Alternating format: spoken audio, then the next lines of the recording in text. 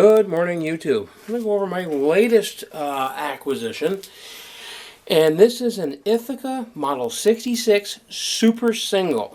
Okay, for those who have not seen these or run across these were an interesting design, and they came out. Ithaca started making these in 1963, and what you're looking at is not really a lever action shotgun.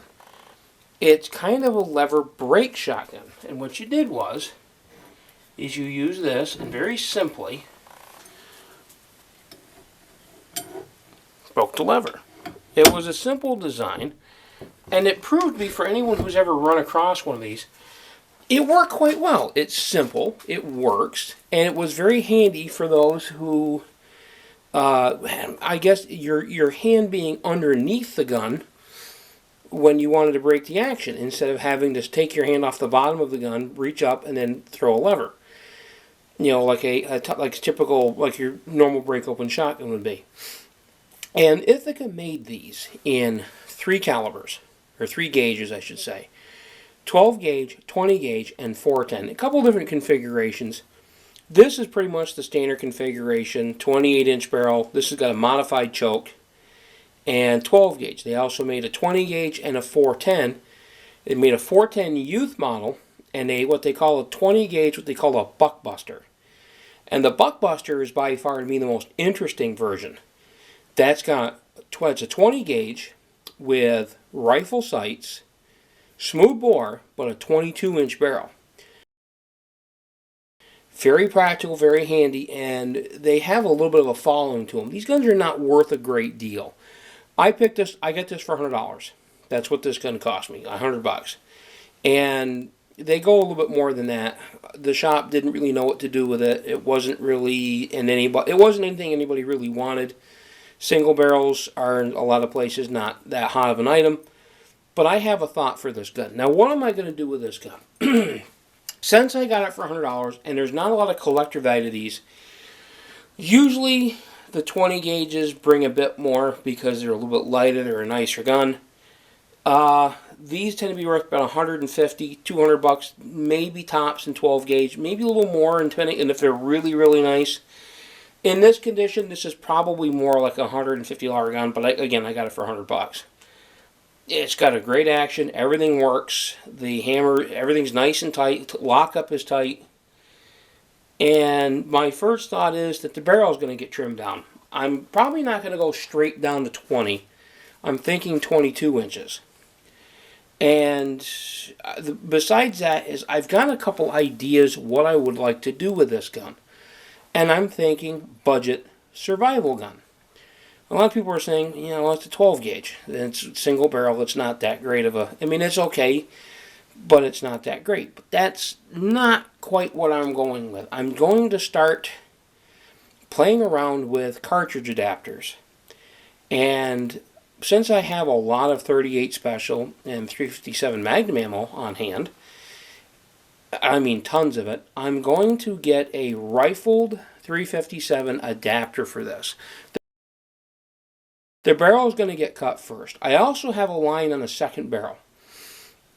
And it's a guy selling a 22-inch barrel. It's already been cut.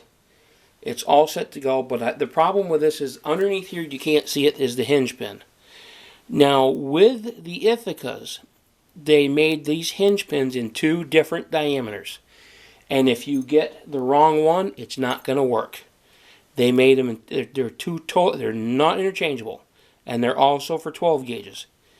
And without knowing which one I'm looking at, unless I can get this guy to tell me what diameter it is, I'm probably just going to end up having this barrel cut, or I may actually cut it myself. I'm thinking cutting it myself at 20 inches, filing it down, or maybe 22. Probably 22 is closer to what I want. A little bit more length to it. Cut it down, file it, smooth it, and instead of putting a bead back on it, there's these slip-on beads that have a fiber optic in it. And I'm thinking that with a 357 cartridge adapter. Again, this is a $100 gun. There's not a lot of collector value to it, so I'm not overly worried. Because the bead on this thing is very tiny, even for a single barrel shotgun. So, that is my plans for this. I'm going to clean this up some. I'm probably going to do something with the wood, at least smooth it out. Maybe throw a nice, a little bit of finish on it. I have not done anything to this gun. This gun, I mean, other than look through it, it was actually very clean when I got it. The inside is immaculate. The bore is beautiful. So, I mean, the problem with this, with a 12 gauge, is this gun is very light.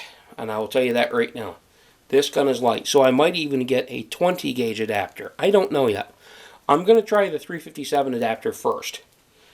And then maybe go the 20 gauge adapter second. Because this gun in 12 gauge, even with this longer barrel, there's nothing to this gun. It's very light. Because these were not a steel receiver from what I understand. They were an aluminum alloy.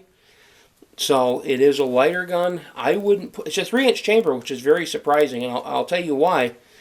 Ithaca's flagship gun at the time when this was made was their Model 37 pump. And at that time, they were only a 2 3/4 inch chamber. This actually has a 3-inch chamber, which is the only gun Ithaca shotgun made at that time that had the 3-inch chamber. That was in 12 gauge, which I find kind of interesting. But it's an interesting gun. They're a neat gun. I've been told by guys who've shot them before, single shot and single barrel shotguns, that they can be quite fast to reload.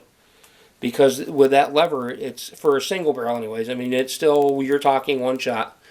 But yeah, I'm going to play around with the cartridge adapter in 357 and see what I can make of this gun. And that's where I want to go, to see what this gun's potential is as a budget shotgun, as a budget survival rifle, if you have a couple different cartridge adapters.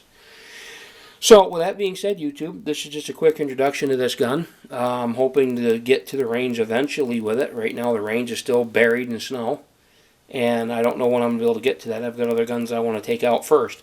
Anyways, have a good day, YouTube. Talk to you soon.